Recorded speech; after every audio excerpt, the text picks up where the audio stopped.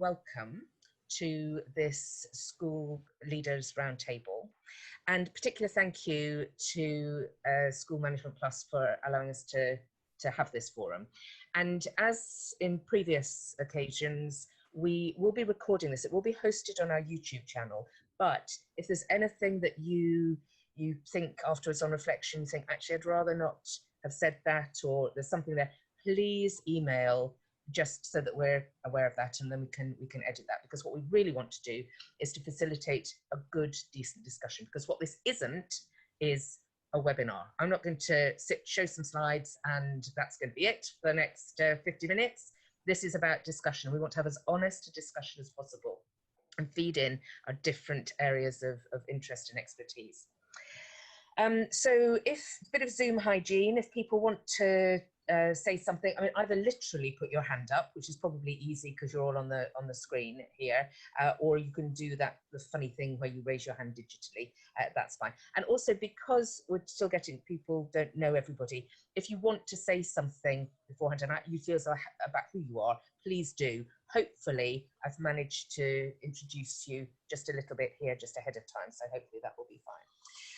Now, we can talk about anything we like, but I'll tell you what's on my mind very, very strongly this past week. And on my mind is Hong Kong.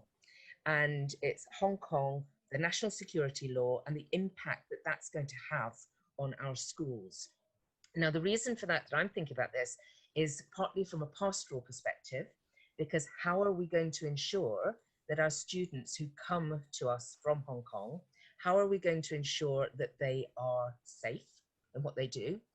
How are we going to ensure that if we have any connections with Hong Kong, perhaps we have alumni in Hong Kong, perhaps we are sending our school teams on a rugby sevens trip to Hong Kong, how are we going to make sure that they're safe if, under the national security law, in fact, anything they've said that is detrimental to the Chinese government could get them into trouble? How are we going to make sure that that's the case? What impact is that going to have on everything that we do? And also, what kind of an impact is this going to have on people coming to us?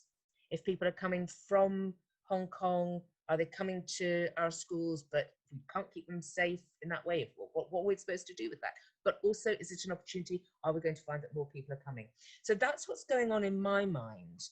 And I don't know, maybe if we are able to turn to some people for whom this is an issue. Has anybody been thinking about this at school? Has anyone been concerned about it? Has it crossed anyone's mind, even at this stage?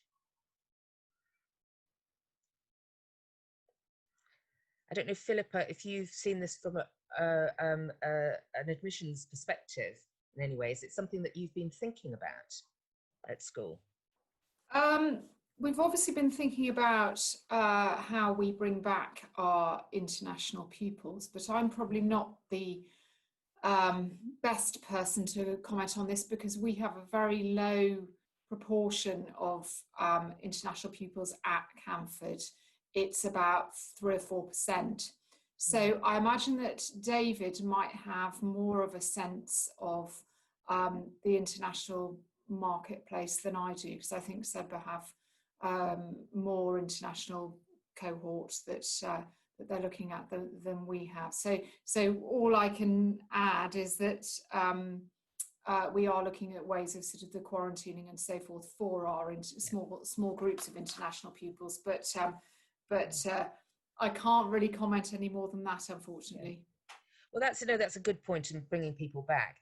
David, this is David Milner we're talking to now. David, at SEBRA, obviously you've got the sporting side as well. I mean, I don't know if you've taken sports tours to Hong Kong and so on before, but what is this? This is maybe, rather than what is people think about, is this something that people are thinking about, and is this something we should be thinking about more?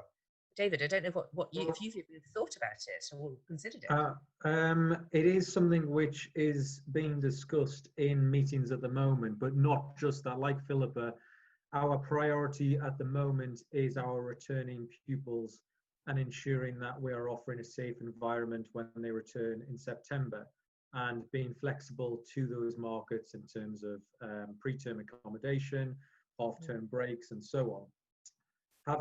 I've spent the entire week at British Boarding Schools Network. So I've had over 74 appointments so far in the last 4 days with agents, and some of those from Hong Kong who have spoken about obviously the concerns out there, but they're actually starting to see, the ones that I've spoken to, an increase in families that are actually looking to send their children to the UK. Obviously fewer families looking to send them to America at the moment, or cancelling those plans. So in terms of sports tours and things like that, I think we will see we'll see fewer sort of tours taking place anywhere around the world because of the current situation and schools just being extra careful. But it is difficult at this moment in time to say, right, okay, what are we going to do to protect those students or make sure that they are safe when they're with us? Obviously, the safety of students is what is priority anyway and should be in any independent school, whether they're coming from a country that is currently having political unrest and things like that. So the safeguarding of our students and the pastoral care of students is priority anyway in what we do. But I think it's difficult at this moment in time because everything is COVID related. Yes. And that it's obviously 1 minute it was Brexit, the next minute it's COVID, and now it's a bit of both COVID and Brexit and other political issues as well that are being raised. So at this moment in time, I think it's one of those watch this space. But there are discussions happening, certainly in Sedbergh, in terms of, right, what do we need to do in terms of our messaging to make it clear to families where there's unrest that the UK is still a sector that they should be considering, and so on. That's really interesting. I mean, I feel particularly tuned into this because there are people who I work with closely in Hong Kong, and so to get a sense of some people talking about their people who they know, younger people they know, who are considering having to leave the country and not knowing whether they can come back or not, because if they come back because of the things they've posted on their Facebook pages and so on, you know, and so for them it can be something very, very real. And what was crossing my mind and what was worrying me earlier on in the week or last week was to what extent are we responsible as schools if young people who come to our school are for example, perhaps they participate in a debate where they may say something that's critical, and then that's put onto the internet or is recorded in some way, and to what extent are we responsible for that? And also, will that have an impact? Which way will that have an impact in terms of the business of the school, and how will that come through?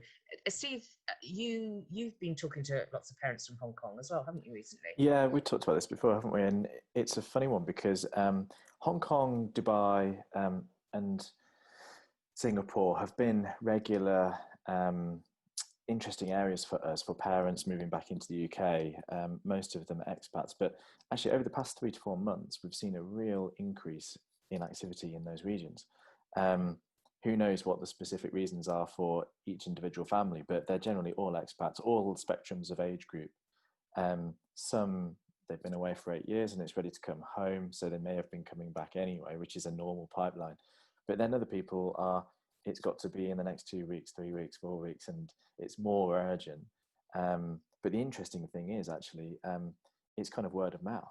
So they all know each other. So we've worked with 3 or 4 families, and then they get in touch with 3 or 4 others that they're so yeah, they have a good experience, and they're saying, well, this is an avenue that they really need to go, and it's all Hong Kong at the moment, which is really interesting. I don't know whether that will continue or not. And do they say why? Are they talking about the They don't really give specifics, right, and there is a limit to how much you can kind of to ask that. I suspect there's a number of variables behind each decision. There normally is, but they all fit into that certain demographic that they're expats moving back home. So they're essentially moving back. They're moving over, and they're going to stay then. Yeah. They're looking for schools and so on. Yeah, absolutely.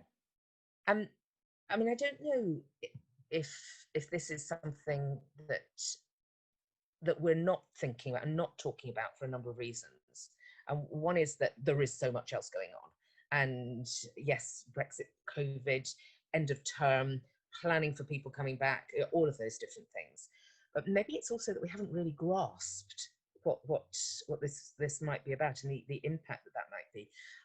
I mean, Andrew, as our go-to MP, as the chair of the all-party parliamentary group for independent education, can you give us some kind of steer? Am I being completely daft in my worries, or where are we? No, I don't think you are, Helen. And as you know, I'm writing up something about this, an article at the moment. I mean, there is a sense that I'm perhaps more able and easier able to articulate these concerns than people who actually are running a school, who have Chinese children, Hong Kong children coming in and out. But I know people are absolutely overloaded with corona and a whole world of other worries. But this China issue is big, it's huge, and I don't think the sector are sufficiently tuned in to it yet. Relationships between China and the Western world are on a very rapidly downhill spiral, rapidly. I can't find a single Conservative MP who will stand up and say anything positive about China anymore, whereas 6 months ago you'd get some people doing so, you'd get a lot of people doing so. And you'd also have people who could sound relatively plausible, saying that it was good to have investments in China. It was good to set up a school campus in China because this enabled China to have exposure to other ways of life and other ways of thinking, etc. And that is just increasingly not plausible and is not the case, as China has moved from being an authoritarian state, which has its own difficulties but is manageable to some extent, to an outright authoritarian state, totalitarian state now. I know these sort of Godwin's law about making this comparison is usually regarded as invidious, but a state with 800,000 people in concentration camps based on their race, a state that is actively sterilizing hundreds of thousands of its own citizens because they're not the correct race or religion, and a state that is harvesting and selling human organs and people's hair, which they've shaved off them when they put them into these camps, reminds me of another time and another country. And I think, therefore, that organizations that have investments, particularly in something as sensitive as education, in a state that is controlling its citizens and its thoughts to that extent, and indeed is now saying that anyone anywhere who says anything negative about China will answer for it if they ever set foot on Chinese soil, is enormous in terms of its consequences. And even if it's all about keeping your Chinese borders safe when they're in the UK, well, okay, but how are you going to keep them safe and still have a school where people are encouraged to share opinions, have debates, and have really intensive discussions about what they feel and what they believe and what sort of citizens they want to be and what sort of world they want to live in? I think the challenge of this is really profound, and much more so than any other time where, you know, children could have those sort of debates and discussions and then go back to whichever sort of dictatorship they actually lived in, because it was all contained within the school environment, or maybe a few very personal and private letters, whereas now Facebook, Instagram, you name it. But I also think that schools need to be aware that the President Xi administration is increasingly looking askance at parents who do have their children educated abroad, because it's a very nationalistic, very racially based regime that regards all things Chinese as the best, and therefore why would you go elsewhere and not be educated amongst your own people? So I know there are public health and corona and and very practical considerations for people to make. But I think schools in the UK, I know UK based, have to give this some very serious thought. And I think that schools that actually have campuses and actually have schools of their own based in China really need to seriously think about that. I don't think that's viable, actually, medium term. And in terms of Hong Kong, that's either a great opportunity, putting it slightly crudely, or another problem, because either I think there'll be, now the education law has basically said that the Communist Party has to approve any book that you read in school in Hong Kong. That will create an appetite, I think, for Hong Kong parents to have their children educated in an environment where that's not the case. But you have to set that against the willingness of the Hong Kong stroke mainland Chinese authorities, because they are now the same thing. Let's not underestimate how completely the concept of Hong Kong has now been removed. It's not a special administrative zone with two systems anymore. I mean, it might be in terms of banking and finance, but that isn't what makes a different system. It's people's ability to operate freely, which is now gone. How long they'll allow Hong Kong children to actually come over and be educated in the UK if they feel that they're picking up decadence as a result of doing so. I want to come back to you in a moment, Andrew, to ask about your suggestions and recommendations.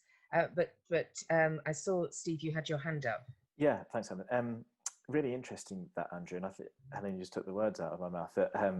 I was really interested in what you think the resolution is for that, because if that escalates even further, the impact, whether we like it or not, so for schools and universities, the dependence or the reliance on that stream of international students coming in isn't going to go away, I don't think. So unless there is a resolution to manage that impact or manage that relationship, to find some sort of resolution to that, I think there could be some serious problems. Or if it's not confronted now, there will be in 2 to 3 years' time. What are your thoughts on actually coming out of that kind of conflict zone, and actually how do you resolve it? Yeah, I mean, this is why I do think we need to be talking about it seriously now, and not just about finance and coronavirus. The geopolitics, much as people may not like to engage with it necessarily, they're going to have to with this. I think there's questions for schools themselves about how they deal with people who come from regimes that are as controlling as this into their school environment. But on schools' risk register, I think they also need to take account of the likely political trajectory of China, so that whatever we think about it, or whether we think we can deal with having children from China here and still feel we can educate them in an appropriate way, and in a way that all the other children's parents of the school consider appropriate and isn't segmented or censored, or the worst thing of all, self-censored, which is what happens way too much. That it isn't actually the outright, you're not allowed to say this, as people developing a mindset of learning not to bother saying it in the first place. But in the risk register, it has to be, this may well be completely out of our control. And I'm not saying this will happen, but this may happen.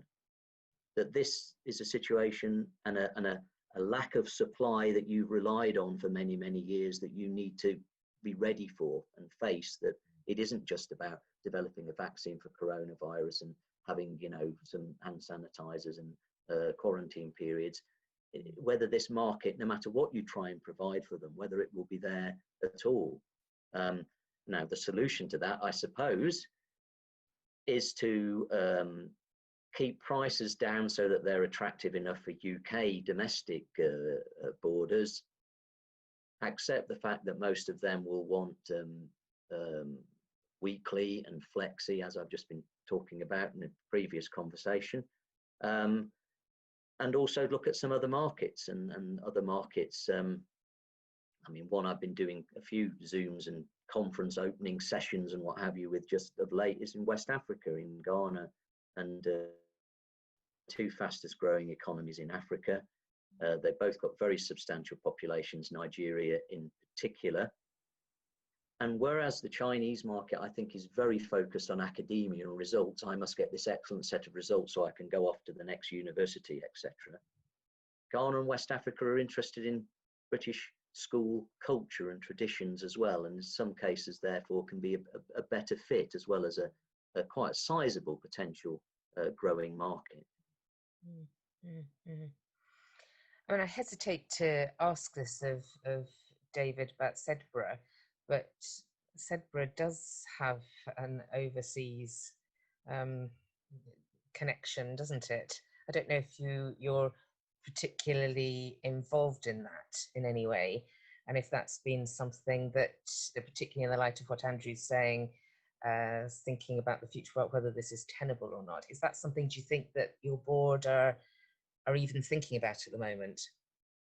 I would imagine those sort of discussions are going on. I'm not really involved in the Sedbergh development, international development side of Sedbergh School as such. But yes, you're right. We do have our own campus out in Fuzhou in China, and we do have a very close relationship with that. We didn't just sell our brand name, and that's not the arrangement we have in place there. Our senior management or senior leadership team are heavily involved in the staffing of it and how it's run, in terms of to protect our own brand as well. So I would imagine, for the points that Andrew has raised are very valid, and I would imagine our governors and trustees and the senior management are probably discussing what sort of potential, what future those sort of projects have under the current situation. But I can't really comment myself because I'm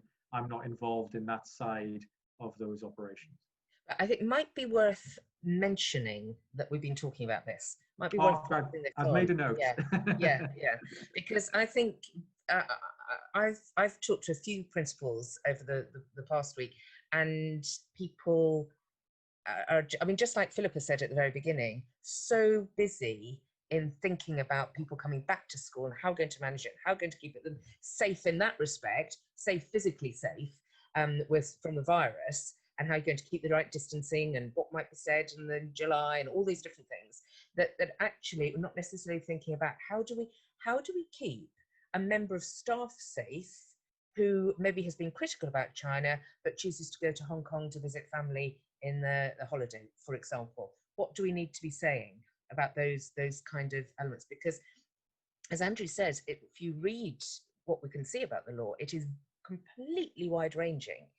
I mean, Andrew, would you have any other advice to schools, and particularly thinking about the business of schools, but just to schools in general, about how we should deal with this?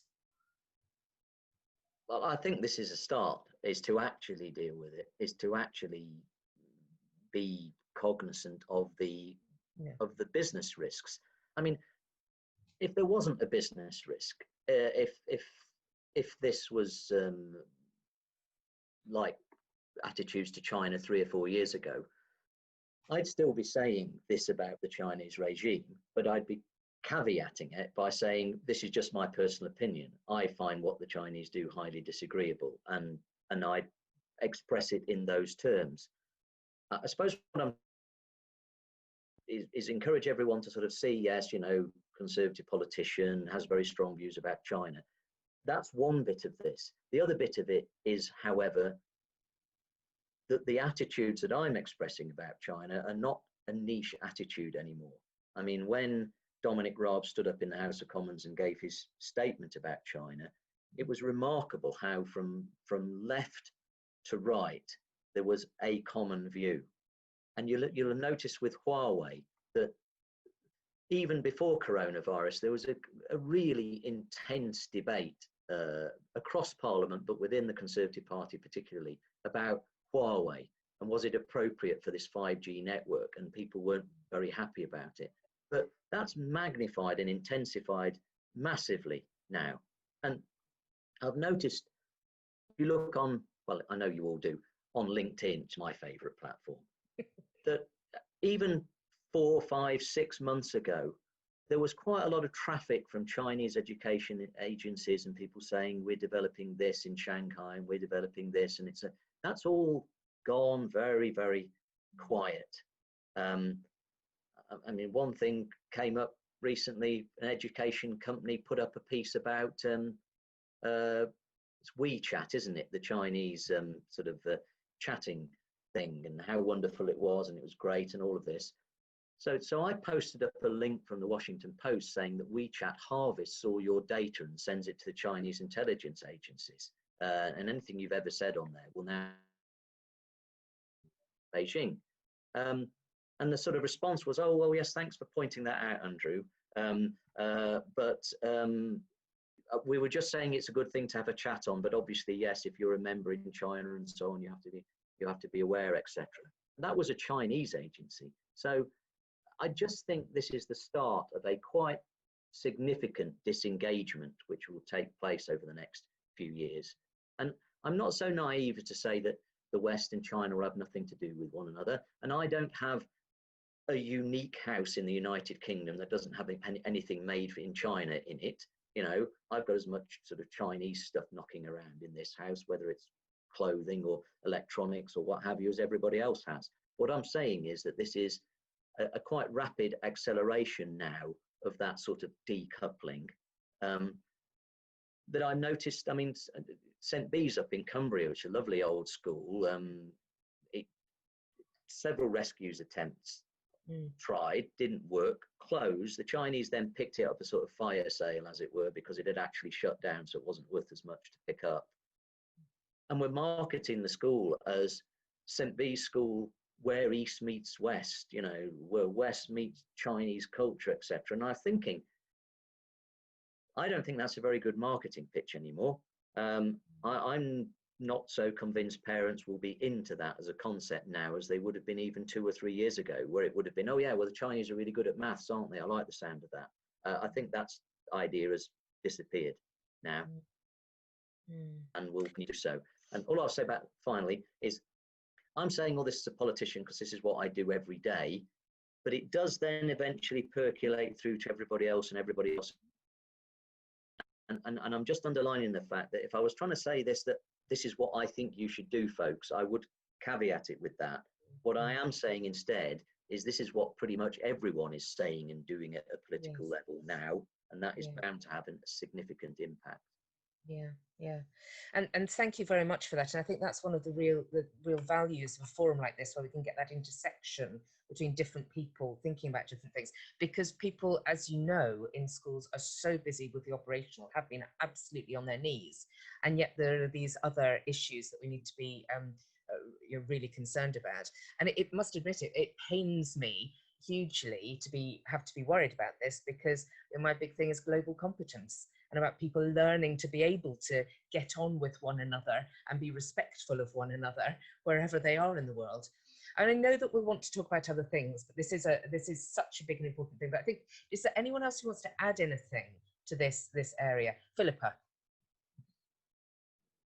Yeah, I mean, I'd just be interested to know what people's views are on the potential of the alternative markets, because so many UK independent schools are invested quite heavily in China and Hong Kong, and also certainly in our region, you know, there are Chinese investors that have been buying up UK schools, and if this scenario does turn out to be a sort of negative one, as Andrew is saying, is there enough potential in other markets around the world for our independent schools to be able to capitalise on that? Or are we going to see a shrinkage in independent schools in the UK as a result?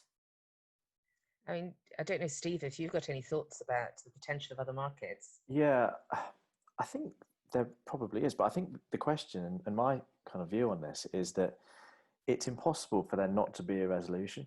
So the news sometimes goes in the format that the worst possible scenario happens, when it never actually does.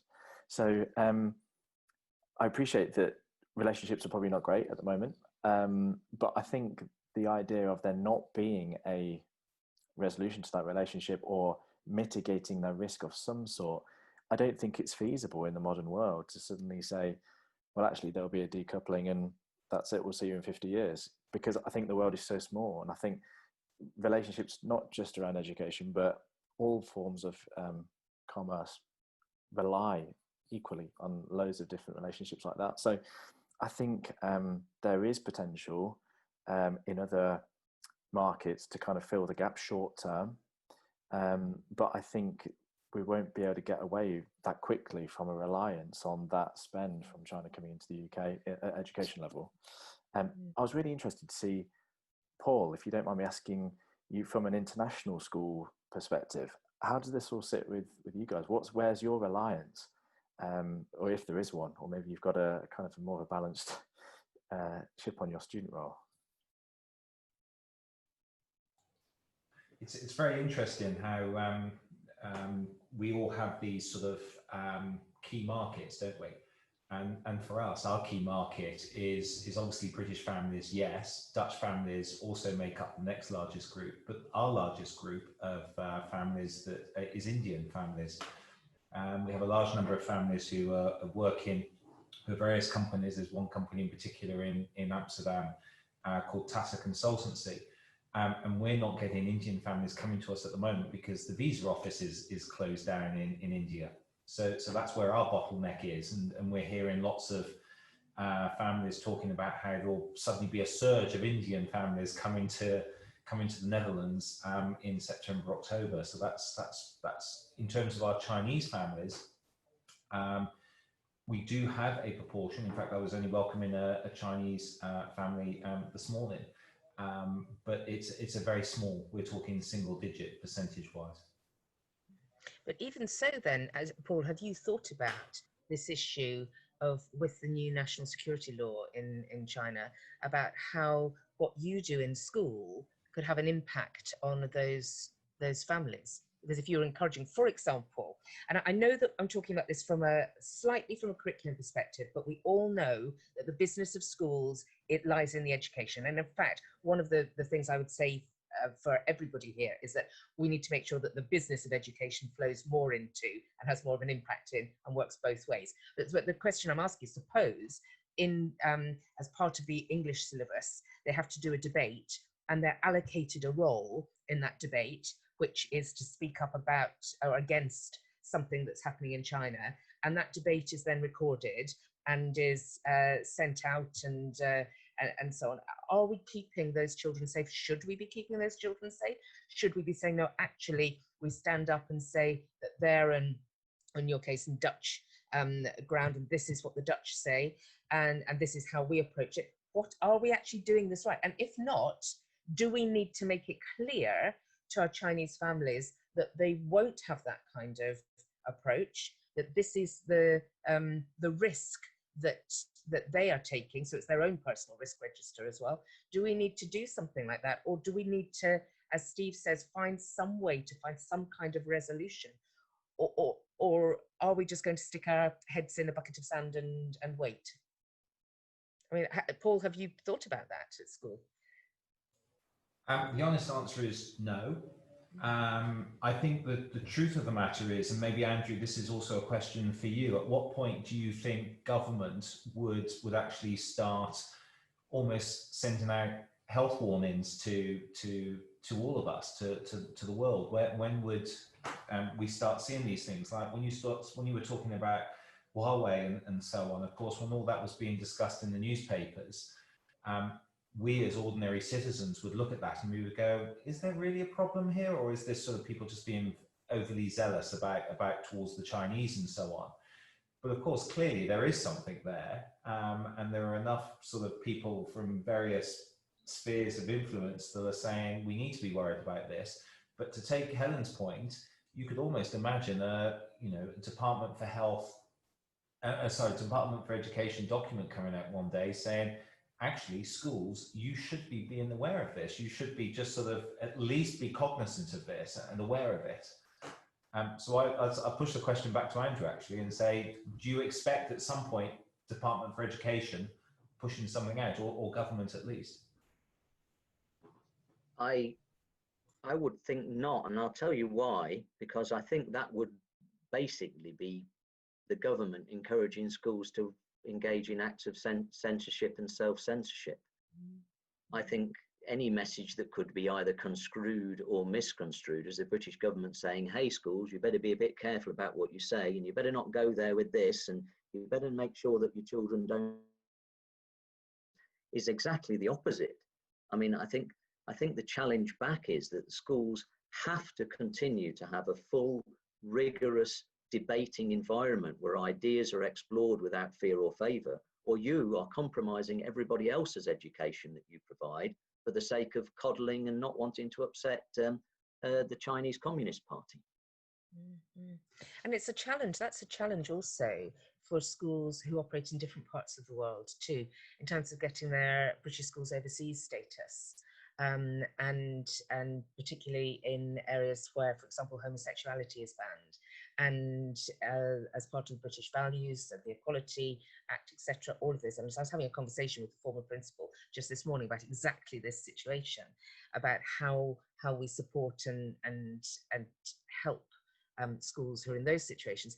The issue here is that question's coming around to us in the UK or in Europe as well, in British schools in Europe.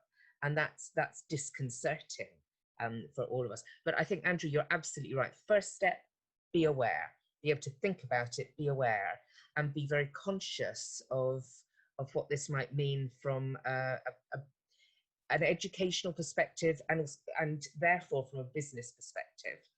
And I wonder if I've touched on this, because it'd be great to move on a little bit, because it's such a major issue that it's really, really important that we talk about it. And we will, I'm sure, keep coming back to it. But what I touched on a moment ago, and about this issue of education and the business of education. I've got people around this kind of virtual table here who are coming at this from the business of education perspective. And what I want to know is, to what extent in your schools do you feel that the business positively impacts on the curriculum, the what goes on in the interaction between teacher and student, or student and student, or to what extent do you feel as though that itself impacts outwards onto the business? So you have to do what's needed in order to create that education core, and which is the right way to do it? I mean, what's the approach that should be taken in that? Business, curriculum, inner workings, which way does it work? How do you feel? I don't know, Rachel, we haven't, you normally tell us loads of stuff. I just wondered if does that make sense as a question?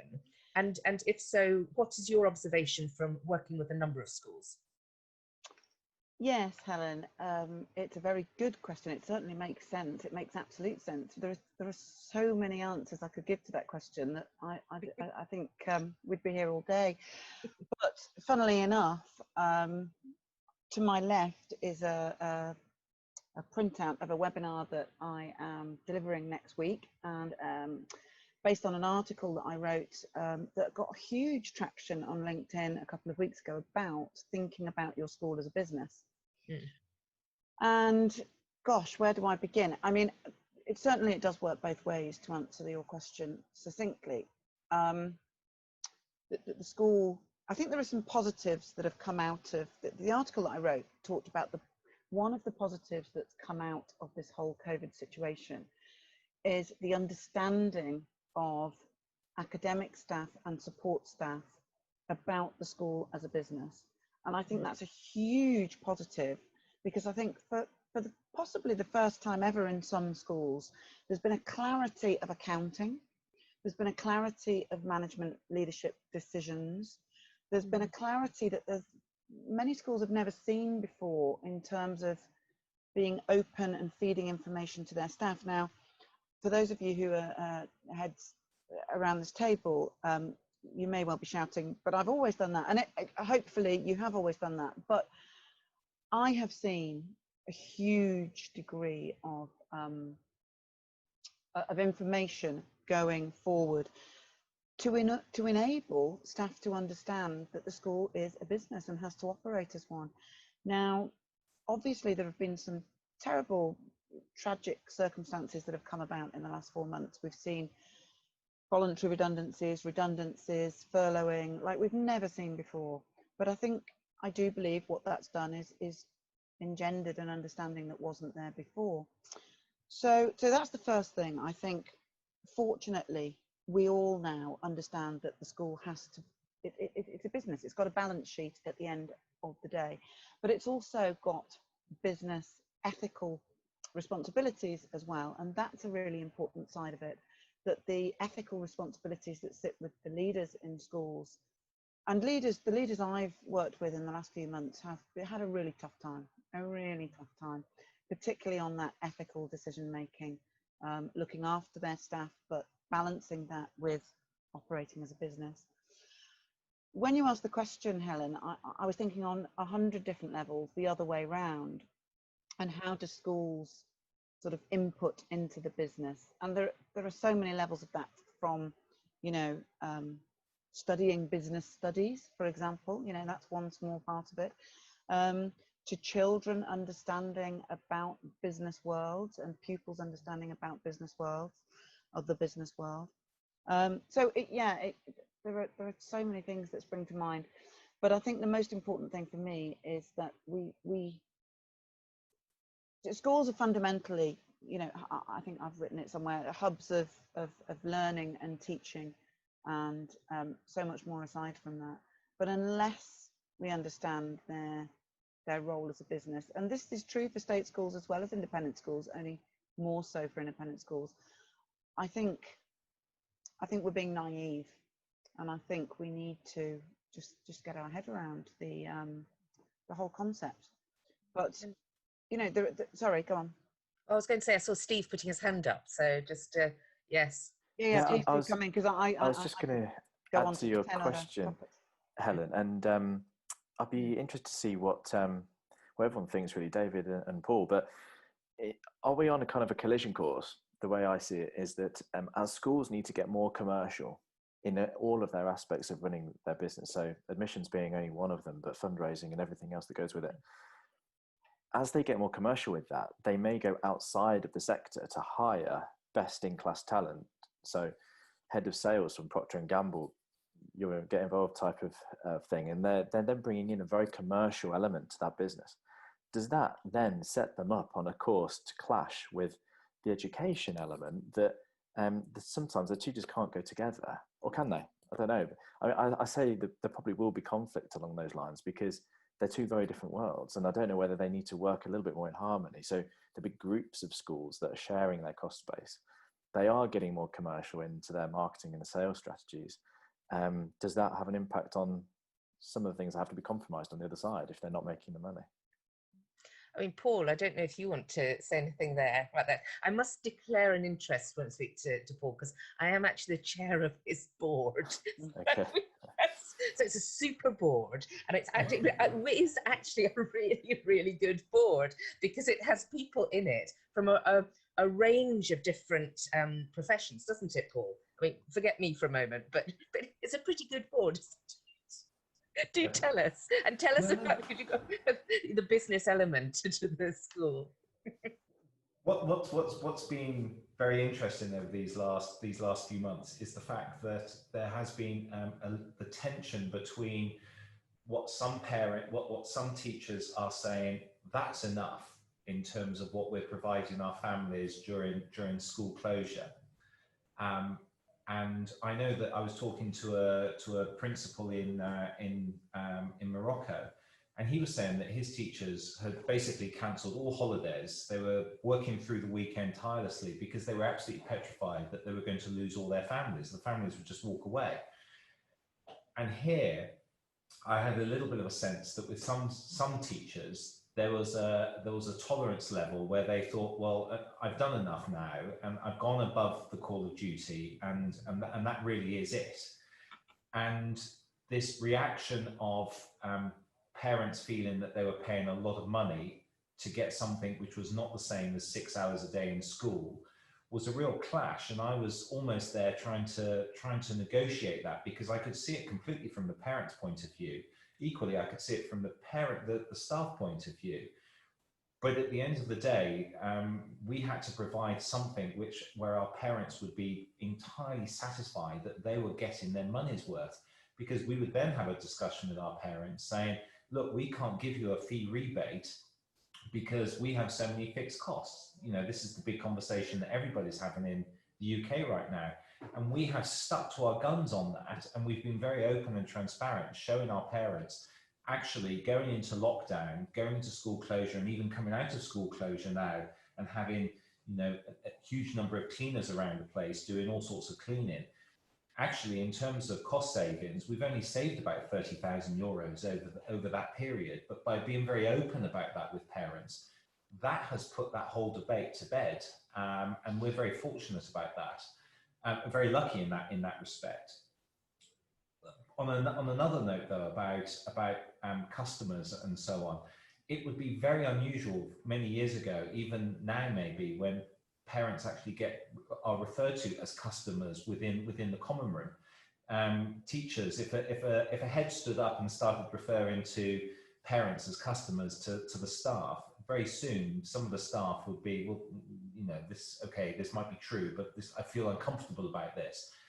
Now, I use the annual parents meeting. We have a very strange tradition here in the BSA where we have an annual parents meeting. So all the parents come along and they hear the direction that we're taking the school and the reflection of the year that's just gone. And I was talking about the parents being customers, and I used it 2 or 3 times. And I know that there would have been a lot of parents that would have been, thank goodness someone is actually using that word, because we are paying a lot of money. And that video recording, that Zoom session, also went out to all the staff as well. And I know that there would be enough staff that would then be having that discussion with other people saying, I can't believe Paul Morgan was referring to customers all the time. But it's really important. And that business aspect and fighting for the business, it has been about business survival. We've announced to the staff that all salaries that no increases next year. And people are actually looking at it from a business perspective. But some of them still have to up their game in that respect to give that customer satisfaction that we're looking for. Yeah, from a business perspective, I totally agree with you, Rachel. It really is. Schools are very much a business. Yeah, Rachel. Absolutely, Paul. And I think where schools go right with this is, and I completely get what you're saying. My first career was in teaching. I've sat on both sides of the fence. I now work commercially, but I completely get it and I understand. However, I think there's a dialogue to be had here. And I think the schools that have managed this the best are the schools that openly, you know, I would always advocate for an inset session every time there's an inset. So 3 times a year, an inset session on, you know, not necessarily just the marketing of the school, but the school as a business, and just trying to see how you can help the staff to understand that. And I think actually my experience has been, my positive experience has been that when you start to do that, when you start to bring the staff on board, especially the academic staff, they like to be able to help. They think, actually, I'm doing that already. And when I talk to staff about 5-star customer service, and when I talk to them about the cost of a Ferrari versus the cost of lifelong education, they do get it. And actually, they want to be championed themselves, and they do start to understand it. So I think it only comes as a shock when they've not heard that language before, or when there hasn't been a dialogue gone on through inset. So I think it's absolutely fantastic when I hear heads, principals such as yourself, Paul, who are, you know, using those terms. And I would urge you not to be afraid to use those terms at all, providing you've provided that sort of bedrock of understanding through a variety of messages. But I see a lot of heads who are very pleasantly surprised by how much the schools want to get on board. And I can give you one really recent example of that. I think I may have mentioned last time, but I'm running an income generation project for a school at the moment, and we threw that open to any staff who wanted to become involved. And it wasn't a 3-line whip, and staff were keen to get involved. Then it was thrown out briefly staff-wide to get staff to come up with ideas to A, cost reduction, and I was talking about this on a call earlier today, and B, income generation. And some of the most fabulous ideas came from the staff themselves, you know, and staff were saying, well, we need to start paying for our lunch, because we're not paying for our lunch. And most other schools, staff do pay for their lunch, and you would expect it to be very different. And of course, there was a bit of kickback. Of course, there were staff who were saying, you know, likewise with fee remission, you know, schools that are on 75% fee remission for staff's children, most schools are on 50. But it was genuinely encouraging to see in the school I was working with, all of the staff want to go, most of the staff want to contribute positively, how costs could be cut, because they understood the need and how they could generate income. And they came up with some absolutely fantastic ideas, absolutely brilliant ideas. So yeah, and to go back to Steve's question, Steve, you know, can the two work together? Of course, I think you have to tread, it's a very fine line between, you know, I think of examples, for example, where schools have got business directories, and I'm always a little bit reticent to suggest that as a strategy, because, you know, schools have got to be careful about endorsing certain businesses, and, you know, they don't want to be seen to getting backhanders, or there's reputational damage risk as well. But I think they can work together. I think there needs to be a code, and I think sometimes it's a good idea to have a written policy.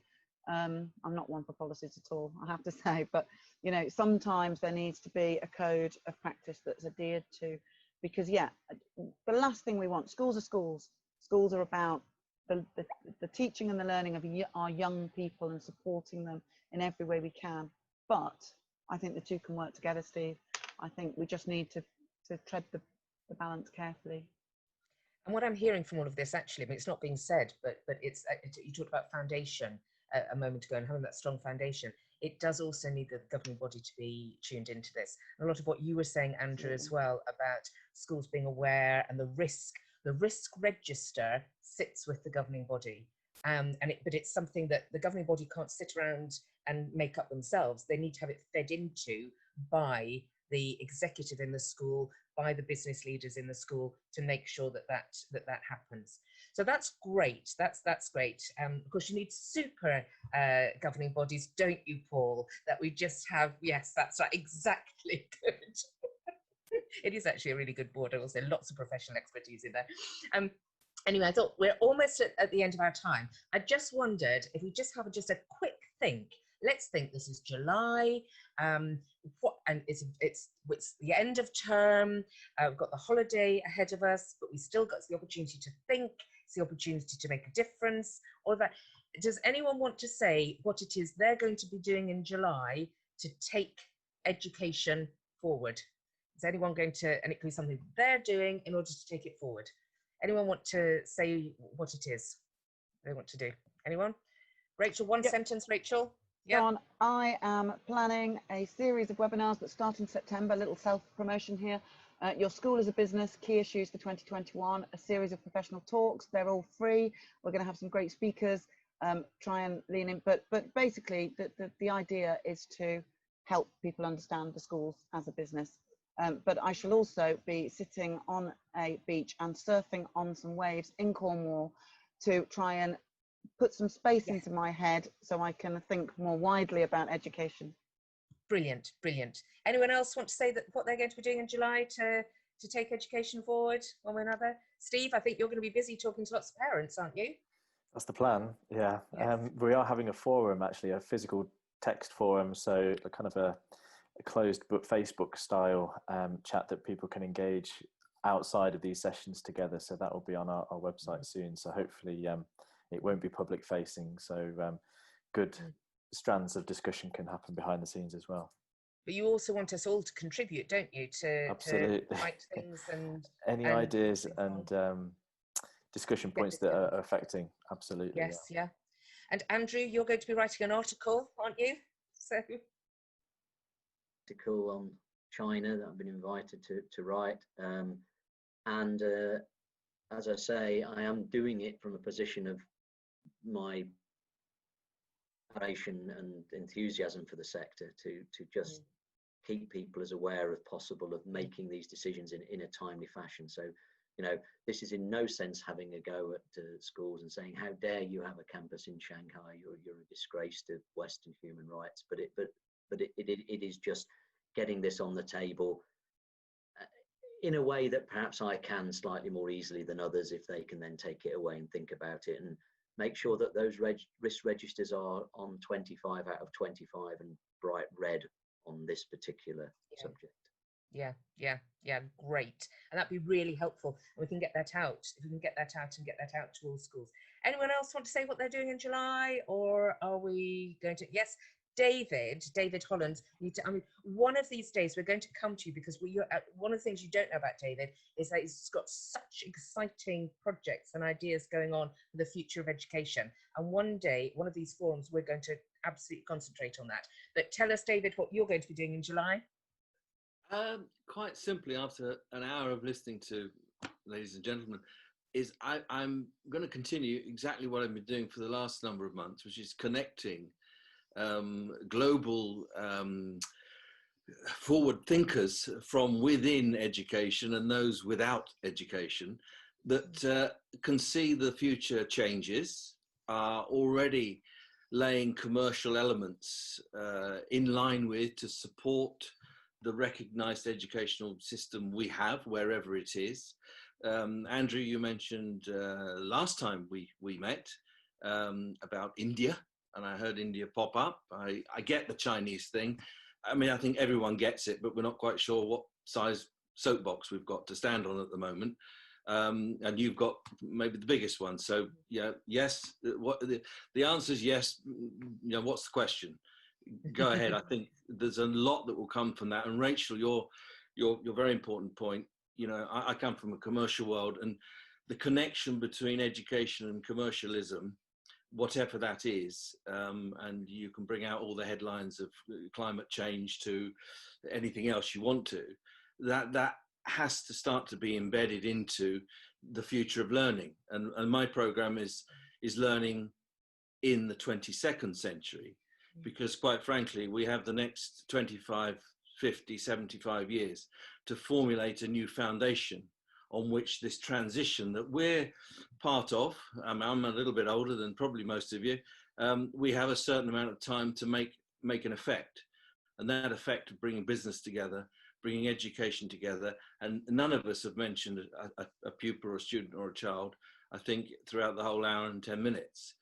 We need to be asking of how they see the future and what they feel the necessary changes will need to be. And of course, they come from a position of ignorance because they're only 7 years old or 12 years old. But I think one of you said earlier that it was Rachel yourself, when you ask the question to somebody you don't think has got the answer, the teachers actually have many of the answers. The clever bit, children do, absolutely children. The clever bit is asking the right question. That's so my right. focus is on not the questions of today, because we've all got the questions ready for today, hoping we get the right answer. My focus is on the questions we must be creating for tomorrow, to be asking in the future. Hold that thought.